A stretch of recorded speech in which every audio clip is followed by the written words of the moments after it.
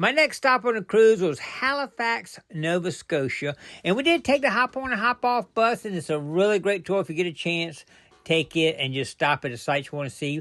But I decided just to concentrate on two big events that happened in Halifax. The first one is a Titanic grave site. Let's check it out.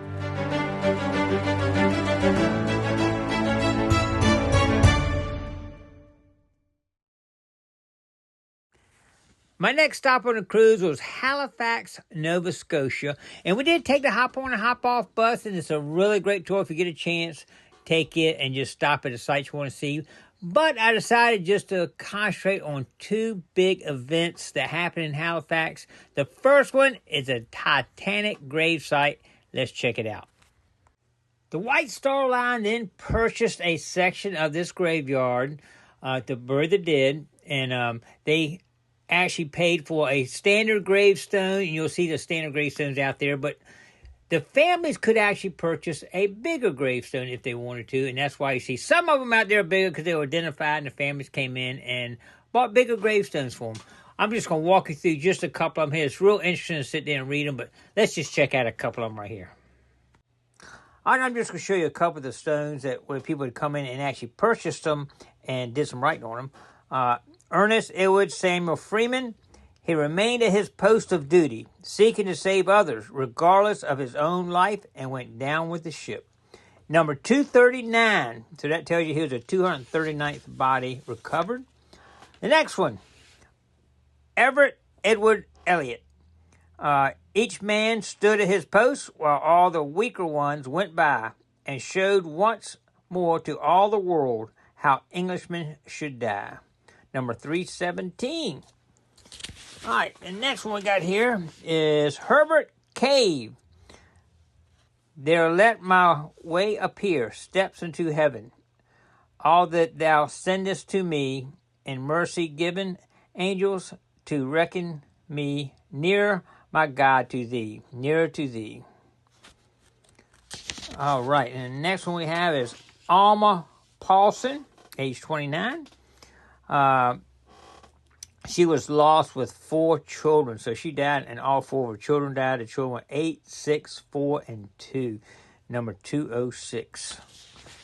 All right, and the last one here is kind of interesting. It says, erected to the memory of an unknown child whose remains were recovered after the disaster to the Titanic, April 15th, 1912. Now, normally that would be one of the little small stones like you see behind that one right there, but there were some that were identified later on, and this is apparently one of them. As you can see, it's got a name now, Sidney Leslie Goodwin. It was number 4. This is the 4th body pulled from the water, a little child. All right, this was actually one of the hop-on, hop-off sites from the bus, the Titanic graveyard. It's really interesting to look at the history of the Titanic and how they recovered the bodies and all. And there were buses pulling up here left and right. I had a hard time getting a picture with nobody there because it was groups and there were speakers talking about different aspects. And if you want to go there, you can actually sit there and listen to them talk about different gravestones and the people that were in them and all. So anyway, thought this was pretty cool to share. Now we're going to talk about the Flying Sailor. Stay tuned. Now, for those familiar with the Oscars, this year there was an 8-minute nominated film called The Flying Sailor. It's about a sailor who lived during the Halifax explosion. Traveled half a mile in the air, blew off all his clothes. Look it up, The Flying Sailor. Okay. All right, we're going to talk about the largest explosion ever recorded before the atomic bomb. This explosion was 2.9 kiloton on December 6, 1917 in Halifax. It ended up killing 1,782 people and wounded over 9,000. Unbelievable explosion. Basically, what happened? A French cargo ship, the SS Mont Blanc, collided with a Norwegian vessel, SS IMO, in the harbor of Halifax here in Nova Scotia, Canada. The Mont Blanc was laden with high explosives. I think this was like World War I or whatever it was, but it was completely full of TNT, high explosive. When they collided, they had they ended up knocking some oil over, or some fuel over it, and it started burning on the deck. The next thing you know, it started going into the water and got the deck on fire, got out of hand, and setting off a fire almost quickly grew out of control. About 20 minutes later, at 9:04, the Mont Blanc exploded. Nearly all structures within an 800-meter half-mile radius, including the community of Richmond, were obliterated. The pressure waves snapped trees, bent iron rails, demolished buildings, grounded vessels, including the IMO, which was washed ashore by ensuing tsunami. Actually caused a tsunami that actually killed people too. Unbelievable. Biggest explosion anybody had ever witnessed. It's crazy. What I'll do here, I'll show some pictures of some of the devastation that happened. Almost like an atomic bomb went off. But after that, they actually had a lot of rescue teams that arrived. After that, I think actually Boston kind of helped them out a lot, and they got really close with helping them all. And I think they have a yearly thing to go back and thank them and everything. But unbelievable thing that happened here in the harbor. Crazy. All right, here you can see the anchor shaft off the Mont Blanc. 1,140 pounds. It flew 2.35 miles from the site of the explosion right there. Unbelievable. All right, let's get back to the Flying Sailor, how we started this conversation here.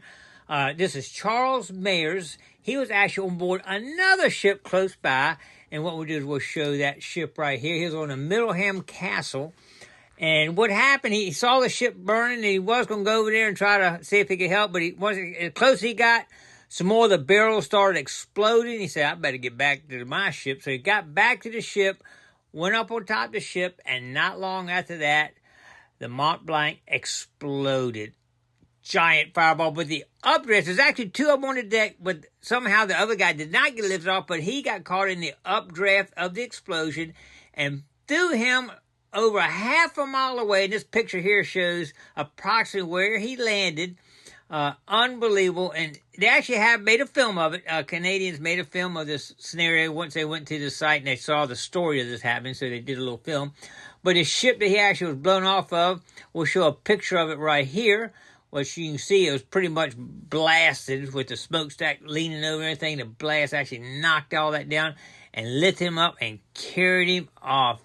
Unbelievable story right there, but he landed naked but alive, and he was rescued. They actually did an inquiry, and they asked him a lot of questions of what happened. And all. Y'all can read all about that online if you want to, and just type in the Flying Sailor. But pretty cool little story. All right, we're going to wrap this video up here. I'm going to first start off by showing you the map that you do on the hop on, hop off. And then I'm going to show you some of the stops that you'll do. I didn't go through every one of these with pictures and all, but give you a little something to see when you actually go on the trip.